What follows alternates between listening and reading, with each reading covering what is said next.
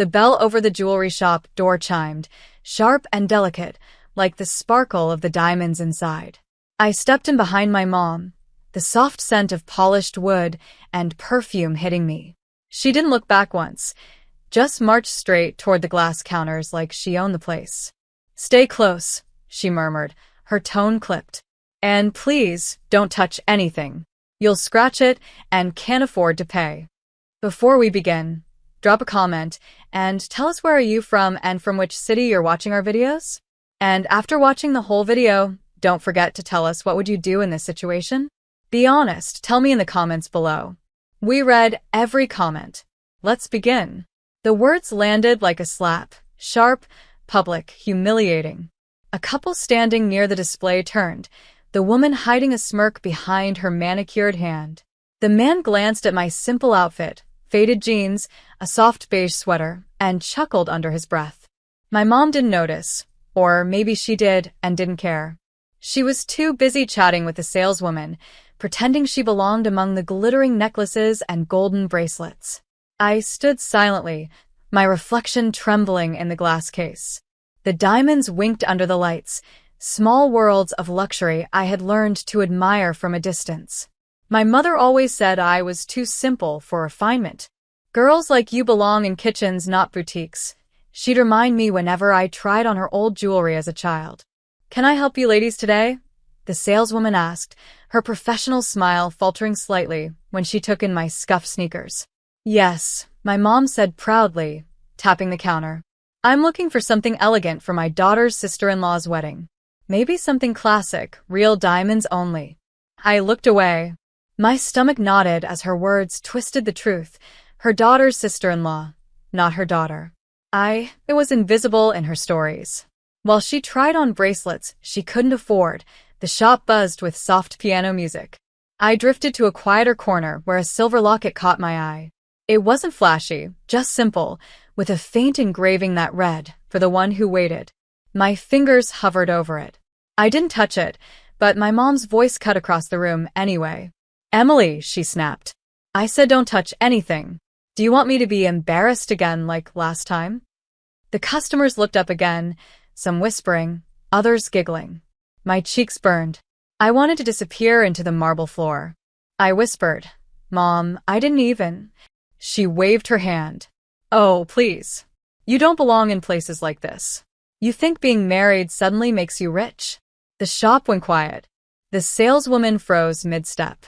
I swallowed hard, but before I could respond, a deep, calm voice cut through the silence behind me. "Actually," he said, "she belongs anywhere she wants to be." The air shifted. Every head turned as my husband, Ryan, walked through the door. He wasn't the type to draw attention, but in that moment, he might as well have been made of sunlight and confidence. His tailored navy coat brushed against his wrists as he moved, his presence commanding the room without trying. My mother blinked, startled. "Ryan, what are you doing here?" He ignored her completely. His eyes found mine, softening when he saw the redness around them. "You okay?" he asked quietly. I nodded, biting my lip to stop it from trembling. He looked toward the counter. "She didn't touch anything," he said evenly to the clerk. "But even if she did, she has every right to." The saleswoman stammered. "Of course, sir. I didn't." Ryan stepped closer to the display, his gaze sweeping across the shimmering rows of rings, necklaces, and bracelets. Then, with a calm smile, he pointed at the entire front case. "Wrap everything for my wife," he said. For a moment, the world froze. The giggling woman dropped her phone. The clerk's jaw went slack. Even the piano music seemed to pause mid-note. My mom blinked rapidly, color draining from her face. "Ryan, that's absurd. You can't just..." He turned to her, his tone polite but cold. "You told her she doesn't belong here. I'm just making sure she never feels that way again." A hush fell over the room. I stood motionless, my heart pounding so hard it hurt. The same display my mother had guarded like treasure was now being emptied, necklace after necklace, bracelet after bracelet, folded into velvet boxes with trembling hands. Ryan looked at me again, his expression softening. "You've spent too long letting people decide what you deserve," he said quietly. Not anymore. My mom opened her mouth, but no words came out. For the first time in my life, she looked small. Not cruel, just stunned by a truth she never thought she'd have to face. When we finally walked out of that shop, the paper bags gleamed gold in my hands, but that wasn't what made my chest ache. It was the silence behind us, the silence of every person who had laughed moments before, now left staring at the door we just walked through. For once, I wasn't the embarrassed one. I was the woman who had just rewritten every cruel thing ever said about her. The ride home was silent, except for the faint rustle of the velvet bags resting on my lap. Each one felt heavier than it should, not because of what was inside, but because of what it meant. My mom sat in the back seat, staring out the window, her reflection pale and unreadable. Ryan's hand rested loosely on the steering wheel. His jaw was tense, his knuckles pale against the leather. "You want to tell me why she talks to you like that?" he asked quietly, eyes fixed on the road. I swallowed hard. "It's complicated. Try me." The words were gentle, but they carried weight. I looked out at the fading city lights, my chest tightening. She's always been like that. Growing up, my sister was her pride. I was just extra. She used to say I was too quiet, too plain, too average to ever make her proud. Ryan didn't interrupt. He just listened, and somehow that made it harder. "When I married you," I went on, "she told everyone I was chasing your money. She said women like me don't get lucky. We just get pitted." I saw his grip tighten slightly, but he stayed calm. "You're not here because of luck," he said firmly. "You're here because you earned it. Don't let anyone rewrite your story." His voice had that quiet conviction that always broke through my defenses. My eyes stung, but I forced a smile. "You always know what to say." He reached over, his thumb brushing my hand. "That's because I've watched you work every day. You built our life, Emily. You made it real." When we pulled up in front of my parents' house, the porch light flickered like it couldn't decide whether to welcome or warn. My mom got out without a word, her heels clicking sharply against the pavement. I followed her up the steps, unsure whether I should speak or just let the silence swallow us. Inside, the house smelled like old perfume and bitterness. She placed her purse on the counter with a thud, then turned to face me. Her expression was calm, but her voice wasn't. "You embarrassed me in there," she hissed. "You made me look like a fool in front of everyone." I blinked. "You embarrassed me, Mom. You humiliated me in front of strangers again." Her eyes narrowed. "Don't exaggerate. I was protecting you. You think people don't judge? I was saving you from being ridiculed." I laughed bitterly. "You were the ridicule, Mom. They laughed because you told them to." For a long second, she said nothing. Then her voice cracked, not loud, but raw. "You think I don't know how hard life was for you? I kept you grounded because I didn't want you dreaming of things you couldn't have. Dreams destroy people, Emily."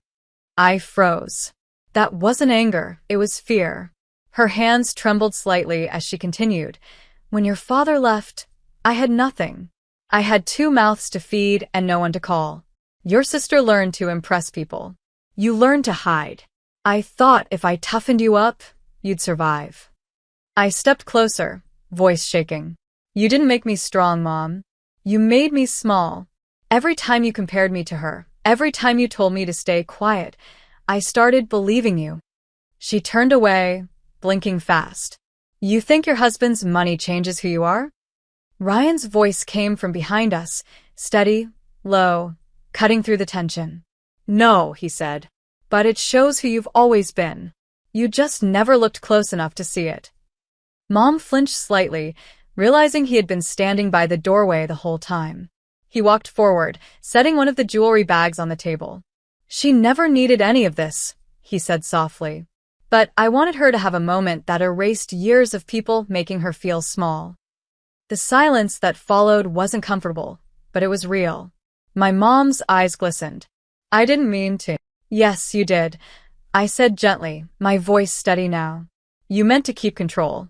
But I'm not the same girl you could shame into silence anymore." Her lip trembled. For the first time, she didn't have a comeback. She just stood there, looking like someone who had finally realized the cost of her pride. I picked up the silver locket I had admired earlier and opened it. Inside was a tiny inscription I hadn't noticed before. "You are enough, even when no one said so." I turned it toward her. "You can't take credit for who I became, but you taught me what I'd never do to someone else." Ryan reached for my hand, his fingers warm and sure. "Ready to go home?" I nodded. But as we turned to leave, my mom's voice stopped me. "Emily," she said quietly. "Wait." I turned. She was holding one of the smaller jewelry boxes, her hands shaking. "You forgot this." I took it, not expecting what was inside. A delicate bracelet, the one she'd tried on first in the shop. She gave a faint, sad smile. I wanted that for you," she whispered. "Guess I just didn't know how to say it right." I didn't answer. Some wounds weren't meant to close in one night. But as we left, I caught her reflection in the window, alone, tearful, watching us walk away. Maybe she was finally realizing that love doesn't sound like control, it sounds like respect. Ryan started the car, and I leaned back in the seat, the locket warm against my palm. The city lights blurred outside, and for the first time in years, I didn't feel like I was running from her voice. I was driving toward my own. The following weekend, my sister Chloe invited the entire family to her engagement dinner at a downtown restaurant, the kind of place with chandeliers made of crystal and waiters who looked like they were afraid to breathe too loud. I almost said no, but Ryan's voice in the car stayed with me. "You've spent too long shrinking yourself for people who enjoy watching it." So I went. When I walked in, Chloe's smile froze mid-flash. Her fiancé, Noah, stood beside her in a crisp suit, his arm around her waist, looking like he'd practiced that pose for photos. My mom sat at the head of the long table, already in hostess mode, surrounded by her favorite audience, relatives who loved gossip more than dessert. "Oh," Chloe said sweetly, "you actually came." Ryan's hand brushed mine under the table. "Of course she did," he said with a polite smile that didn't reach his eyes. Mom clapped her hands. "Everyone, let's toast to Chloe, the pride of our family. She's marrying into one of the most successful real estate families in New York." Applause. Laughter. Glasses clinking. I smiled thinly, keeping my head high. I wasn't here for revenge. I was here for closure. But sometimes, fate doesn't wait for your timing. Halfway through dinner, Noah stood up and cleared his throat. Before dessert, I just wanted to thank my soon-to-be in-laws for accepting me into their family. And he paused, glancing at his phone on the table as it buzzed. "Excuse me just a second." He stepped aside, answered, and frowned. The color drained from his face. "What do you mean the deal fell through?" His voice rose slightly, panicked. "No, the buyer confirmed this morning. She signed off herself." The table fell silent. Everyone watched. Ryan's phone vibrated too. He looked down, then slowly turned it over to show me the message on screen. It was from his assistant. "Acquisition complete. The deal went through. The new majority buyer is registered under your name." My stomach dropped. "Ryan, what did you do?" He leaned closer, his voice low. "You said Chloe's fiancé's company handled your father's old property, the one your mom sold under your name years ago." I looked into it. Let's just say the paperwork had a few loopholes. Across the table, Noah's voice cracked. No, that can't be right." Mom frowned.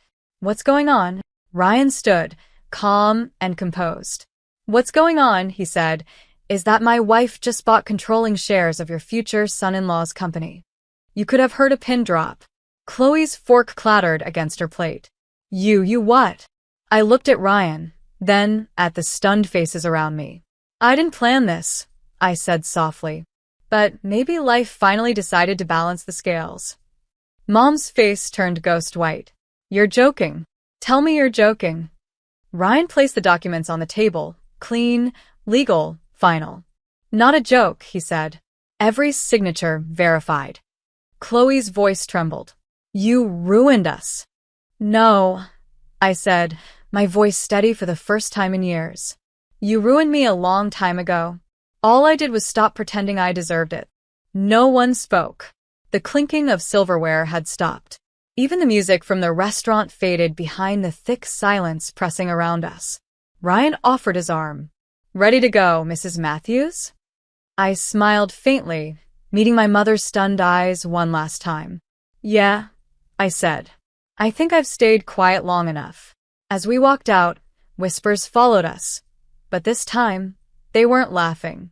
They were stunned. Awed. Maybe even a little afraid. Outside, the night was cool, the city lights reflecting off the car window as Ryan opened the door for me. For the first time in my life, I didn't feel like the forgotten daughter. I felt like the woman no one could ignore anymore. The next morning, I woke to a knock at the door, soft, hesitant. Ryan was already gone for a meeting, and the golden light spilling through the curtains made the house feel too quiet. When I opened the door, my mom stood there. No makeup, no pearls, no sharp tone, just her. The woman who used to stand behind me at every school play with crossed arms and a judging stare now looked smaller than I'd ever seen her. "Can I come in?" she asked quietly. I nodded and stepped aside. She walked through the living room like she was afraid to touch anything, her eyes darting over the walls lined with framed photos. Our wedding, our home, the quiet life Ryan and I built without her approval. "I saw the news," she said finally. "It's everywhere. They're calling you the silent buyer who saved a sinking firm." I didn't answer. I poured her a cup of coffee, the way she used to when she was pretending everything was fine during my childhood. She sat, fingers trembling around the mug. "I didn't come to fight," she said softly. "I came because I owe you something." My heart beat faster. "You don't owe me anything, Mom." "Yes, I do," she whispered. "An apology." The words stunned me. She took a breath that shook. "I raised you to survive, not to dream. I thought the world would eat you alive if you were too kind, too soft, too hopeful. I didn't realize I was doing the world's job for it." My throat tightened. Her eyes filled with tears. "When you walked out of that restaurant, I saw it in everyone's faces. The pride I should have had years ago. The respect you earned yourself.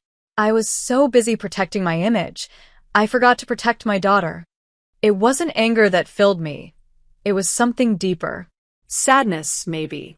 The kind that comes from finally understanding someone too late. "I used to beg for that, you know?" I said quietly.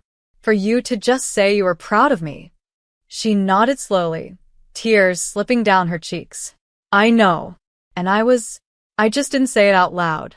I thought keeping you humble would keep you safe. But all it did was keep you scared." I sat down across from her. The years between us finally visible, not as distance, but as consequence. "I'm not angry anymore," I said, voice steady. "I just don't want to live in silence again."